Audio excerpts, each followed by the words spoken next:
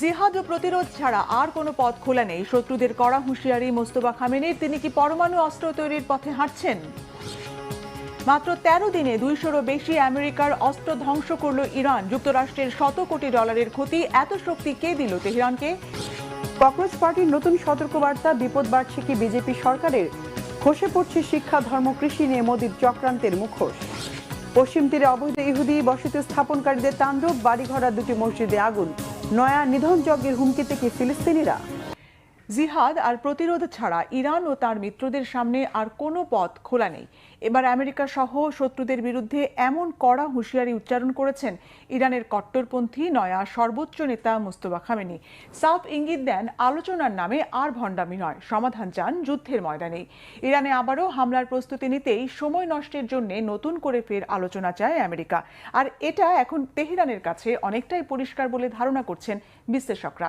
তারা বলছেন, বাবা আয়াতুল্লাহ আলী খামেনি পরমাণু অস্ত্র তৈরি থেকে দূরে থাকলেও তার বিপরীত পথেই হাঁটছেন ছেলে মোস্তফা খামেনি।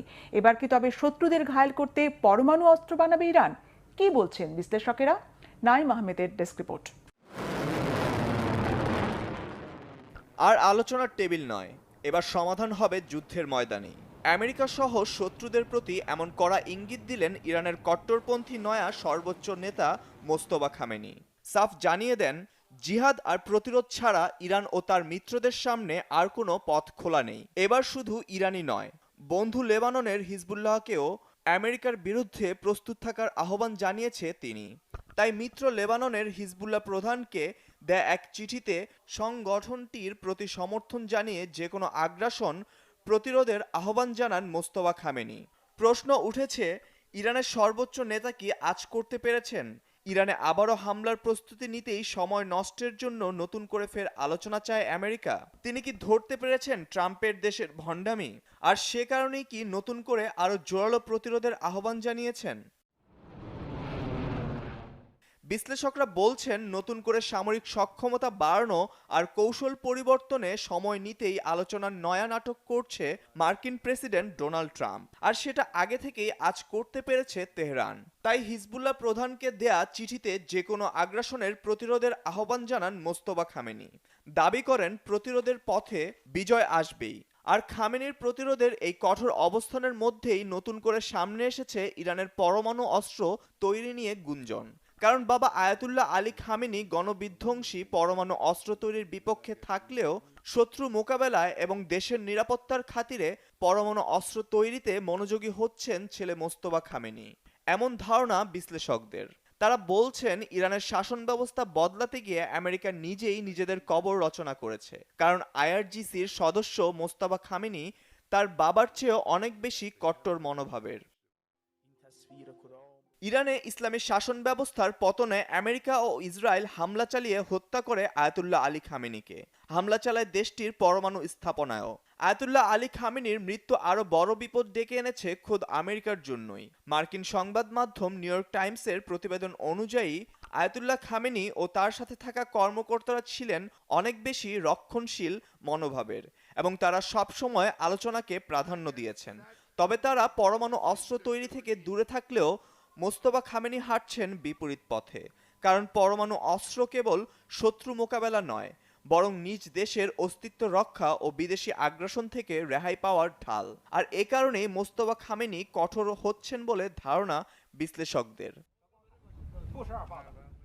পরমাণু অস্ত্র তৈরিতে ইরানের মনোযোগের কথা জানিয়েছে মার্কিন গোয়েন্দারাও। তারা বলছে, নতুন করে ইউরেনিয়াম মজুদ থেকে বিরত আছে তেহরান। তবে আগে থেকে মজুদ করা ইউরেনিয়াম ও বিভিন্ন সরঞ্জাম সরিয়ে নেওয়া হয়েছে পিকেক্স মাউন্টেনের মতো সুরক্ষিত দুর্গে।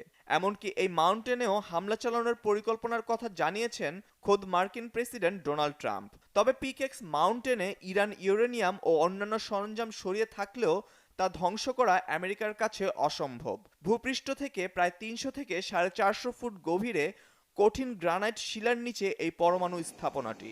এটি আমেরিকার সবচেয়ে শক্তিশালী বাংকার ব্লাস্টার বোমা থেকেও সুরক্ষিত বলে মনে করা হয়।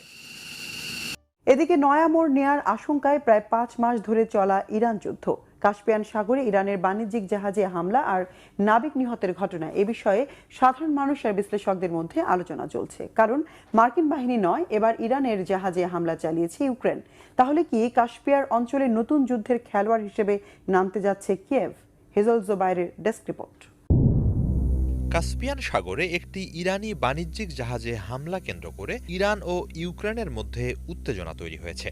ইরান জানিয়েছে ইউক্রেনের হামলায় জাহাজে বিস্ফোরণ ঘটে এক নাবিক নিহত এবং আর একজন আহত হয়েছেন। ঘটনাটিকে আন্তর্জাতিক আইন বিরোধী আখ্যা দিয়ে ইউক্রেনের ভারপ্রাপ্ত রাষ্ট্রদূতকে তলব করেছে ইরানের পররাষ্ট্র মন্ত্রণালয়। একই সঙ্গে জাতিসংঘ, ইউরোপীয় ইউনিয়ন এবং আন্তর্জাতিক সম্প্রদায়ের কাছে এ ঘটনার বিরুদ্ধে কঠোর অবস্থান নেওয়ার আহ্বান জানিয়েছে তেহরান।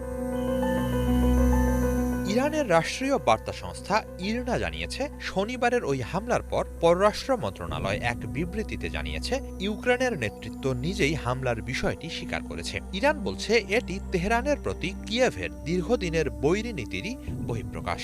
মন্ত্রণালয় সতর্ক করে বলেছে জাতীয় নিরাপত্তা ও স্বার্থ রক্ষায় ইরান প্রয়োজনীয় পদক্ষেপ নিতে দ্বিধা করবে না।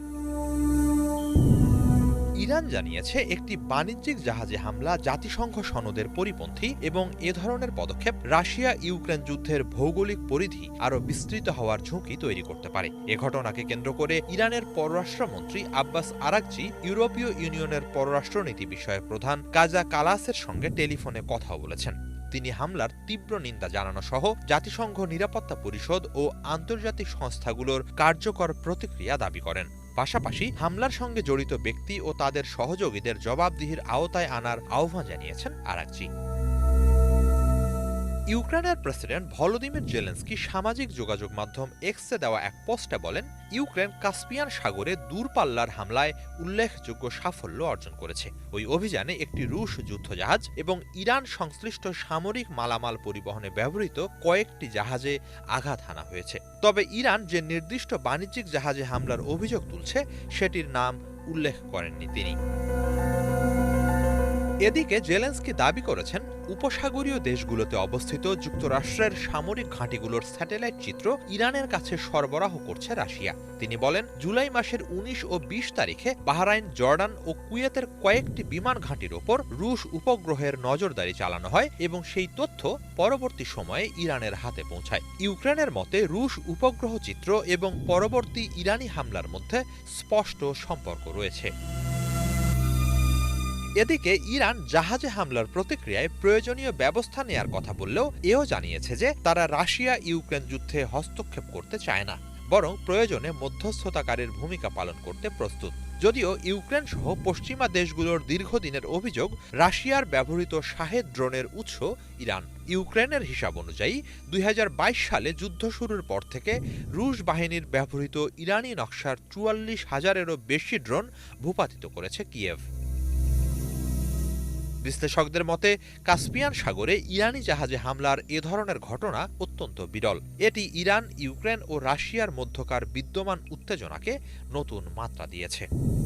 মাত্র ১৩ দিনের ইরানের সস্তা ড্রোন ও মিসাইলের আঘাতে আমেরিকার $১০০ কোটি ব্যাপক ক্ষয়ক্ষতি হয়েছে। হিসেব বলছে বাহরাইন, কুয়েত, জর্ডান ও ইরাক সহ মধ্যপ্রাচ্যের মার্কিন ঘাঁটিগুলোতে ইরানের হামলায় ২০০-রও বেশি যুদ্ধাস্ত্র এবং রক্ষণাবেক্ষণ কেন্দ্র ধ্বংস হয়েছে। পুরোপুরি ধ্বংস বা প্রতিরোধ সক্ষমতা হারিয়েছে ইরাকের ইরবিল শহরের মার্কিন সামরিক অবকাঠামো। এতে ২ শতাধিক মার্কিন সেনা নিহতের দাবি করেছে ইরানের সামরিক বাহিনী। নিজেদের তৈরি ড্রোন, মিসাইল নাকি চীন, রাশিয়ার অস্ত্র দিয়ে বিশ্বের সবচেয়ে ক্ষমতাধর দেশ আমেরিকাকে ঘায়েল করল ইরান। এই যুদ্ধে কি জয় হলো ইরানের? কি বলছেন বিশ্লেষকরা? শহীদ আরাফাতের ডেস্ক রিপোর্ট। ইরানের ১৩ দিনের হামলায় বাহরাইন, কুয়েত, জর্ডান এবং ইরাক সহ মধ্যপ্রাচ্যের মার্কিন ঘাঁটিগুলোতে অন্তত ২০০টির বেশি যুদ্ধাস্ত্র এবং রক্ষণাবেক্ষণ কেন্দ্র ধ্বংস হয়েছে। ইরাকের এরবিলের মার্কিন স্থাপনা সম্পূর্ণ গুড়িয়ে দেওয়ার দাবিও করেছে ইরান। এসব হামলায় নিহত হয়েছে ২ শতাধিক মার্কিন সেনা, দাবি ইরানের। দেশটির সেনাবাহিনীর মুখপাত্র মোহাম্মদ রেজা আকরামিনিয়া এবং ইসলামী বিপ্লবী গার্ড বাহিনীর মুখপাত্র জেনারেল মহিবি এই ক্ষয়ক্ষতির চিত্র সামনে এনেছেন। হতাহতের সংখ্যা ছাড়াও মার্কিন ক্ষয়ক্ষতিকে রাডার ও আকাশ প্রতিরক্ষা খাত, লজিস্টিক ও সহায়তা অবকাঠামো, অপারেশনাল অবকাঠামো এবং আকাশযান ও সামরিক সরঞ্জাম এই 4টি ধাপে তুলে ধরেছে ইরান। ইরানের হামলায় আমেরিকার ক্ষতিগ্রস্ত রাডার ও আকাশ প্রতিরক্ষা খাতের মধ্যে রয়েছে 7টি কমান্ড ও কন্ট্রোল সেন্টার, 3টি স্যাটেলাইট যোগাযোগ ব্যবস্থা, 6টি প্যাট্রিয়ট প্রতিরক্ষা রাডার, 3টি আকাশ ও সমুদ্র নজরদারি রাডার, 8টি প্রাথমিক সতর্কতা ও শনাক্তকরণ রাডার, 7টি বিমান প্রতিরক্ষা রাডার, 3টি ইপিএস রাডার ব্যবস্থা, 2টি ইপিএস 117 রাডার, 5টি দীর্ঘপাল্লার রাডার, 2টি প্রতিরক্ষা রাডার এবং একটি কৌশলগত রাডার ব্যবস্থা। রাডার ও আকাশ প্রতিরক্ষা খাতের তুলনায় আমেরিকার লজিস্টিক ও সহায়তা অবকাঠামোতে কিছুটা কম ক্ষতি হয়েছে। এ খাতে ট্রাম্প প্রশাসন 6টি যুদ্ধবিমান ও হেলিকপ্টার রক্ষণাবেক্ষণ কেন্দ্র, 3টি লজিস্টিক ও সহায়তা কেন্দ্র, 12টি জ্বালানি ট্যাঙ্ক, 17টি অস্ত্র, যন্ত্রাংশ ও নৌযান কিংবা বিমান সরঞ্জামের গুদাম এবং 6টি ক্ষেপণাস্ত্র গুদামে লোকসান গুনেছে। ইরানের হামলায় সবচেয়ে বেশি ক্ষতি হয়েছে যুক্তরাষ্ট্রের অপারেশনাল অবকাঠামোর। এ খাতে 6টি MQ-9 ড্রোন হ্যাঙ্গার, একটি F-15 যুদ্ধবিমান প্রস্তুতকরণ শেড, 8টি নতুন ড্রোন থাকা একটি ড্রোন শেড, 2টি কমান্ড সেন্টার, একটি বিমানবাহী রণতরীর জ্বালানি সরবরাহ প্ল্যাটফর্ম, একটি P-8 বিমানের হ্যাঙ্গার, 4টি হিমার্স ক্ষেপণাস্ত্র প্ল্যাটফর্ম, 5টি যুদ্ধবিমান হ্যাঙ্গার, 4টি প্যাট্রিয়ট প্রতিরক্ষা কমপ্লেক্স, 6টি ক্ষেপণাস্ত্র উৎক্ষেপণ প্ল্যাটফর্ম, একটি জ্বালানি পাম্পিং স্টেশন, 2টি সিগন্যাল যোগাযোগ কেন্দ্র, একটি গোয়েন্দা তথ্য কেন্দ্র, একটি কৃত্রিম বুদ্ধিমত্তা ও ডেটা প্রসেসিং কেন্দ্র, একটি দুর্নিয়ন্ত্রিত নৌযানের ডিপু, একটি জ্বালানি জেটি, 4টি যুদ্ধবিমান শেল্টার এবং 6টি বিমান ওঠানামা ও পার্কিং ক্যাম্প ইরানের হামলার শিকার হয়েছে। আমেরিকার আকাশযান ও সামরিক সরঞ্জামেরও ব্যাপক ক্ষতি হয় এই 13 দিনের সংঘাতে। মাটিতে থাকা 11টি যুদ্ধবিমান ও হেলিকপ্টার, 17টি নজরদারি ও অপারেশনাল ড্রোন, একটি শেল্টারের ভেতরে থাকা একটি F-15 যুদ্ধবিমান, একটি P-8 বিমান, একটি C-17 পরিবহন বিমান, 8টি আকাশে জ্বালানি সরবরাহকারী বিমান, 4টি ভারী হেলিকপ্টার এবং 6টি মজুদ ক্ষেপণাস্ত্রে হামলার দাবি জানিয়েছেন ইরানের IRGC মুখপাত্র জেনারেল মহিবি। মধ্যপ্রাচ্যে আমেরিকার ঘাঁটিগুলোতে হামলার জন্য স্বল্প মূল্যের ড্রোন ও মিসাইল ব্যবহার করেছে ইরান। উল্টো আমেরিকা হারিয়েছে তাদের ব্যয়বহুল ও উন্নত অস্ত্র ও সরঞ্জাম। এমনকি অস্ত্রের মজুদ ফুরিয়ে আসার পর যুদ্ধ স্থগিত করতে বাধ্য হয়েছেন ট্রাম্প। অস্ত্রের মজুদের স্বল্পতার কারণে যুদ্ধক্ষেত্র থেকে আমেরিকার পিছু হটার খবর মার্কিন সংবাদ মাধ্যমে বারবার উঠে এসেছে। আবারও যুক্তরাষ্ট্রের বিরুদ্ধে পূর্ণমাত্রার যুদ্ধের জন্য প্রস্তুত ইরানের সামরিক বাহিনী। এ হুঁশিয়ারিও দিয়েছে তেহরান। 13 দিনের যুদ্ধে ইরান বিশাল বিজয় পেয়েছে। ক্ষয়ক্ষতির পুঙ্খানুপুঙ্খ বিশ্লেষণ শেষে এমনটি বলছেন বিশ্লেষকরা। চীনের দক্ষিণ উপকূলে আঘাত হেনেছে শক্তিশালী সামুদ্রিক ঝড় নোল। এতে গুয়াংডং প্রদেশে ঘরবাড়ি ছেড়েছেন 7 লক্ষাধিক মানুষ। জারি হয়েছে রেড অ্যালার্ট। দক্ষিণ চীন সাগরে ভিয়েতনামের পণ্যবাহী জাহাজ ডুবে নিখোঁজ অন্তত 17 জন। এই মাসে চীনের তৃতীয় আর চলতি বছরে 12তম টাইফুনের আঘাত এটি। এর জেরে রবি ও সোমবার দেশটির দক্ষিণ পূর্বাঞ্চলে ব্যাপক বৃষ্টিপাতের আভাস দিয়েছে স্থানীয় আবহাওয়া বিভাগ। স্থানীয় সময় রাত 3:30 হুইডং কাউন্টিতে প্রথম আঘাত হানে টাইফুন নোল। প্রবল বন্যার আশঙ্কা একাধিক প্রদেশে জারি হয়েছে সর্বোচ্চ পর্যায়ের আবহাওয়া সতর্কবার্তা। দুর্গত এলাকায় বন্ধ রাখা হয়েছে শিক্ষা প্রতিষ্ঠান, বন্ধ ফেরি চলাচল। শতাধিক ফ্লাইট বাতিলের কারণে চরম দুর্ভোগে পড়েছেন বিমান যাত্রীরা।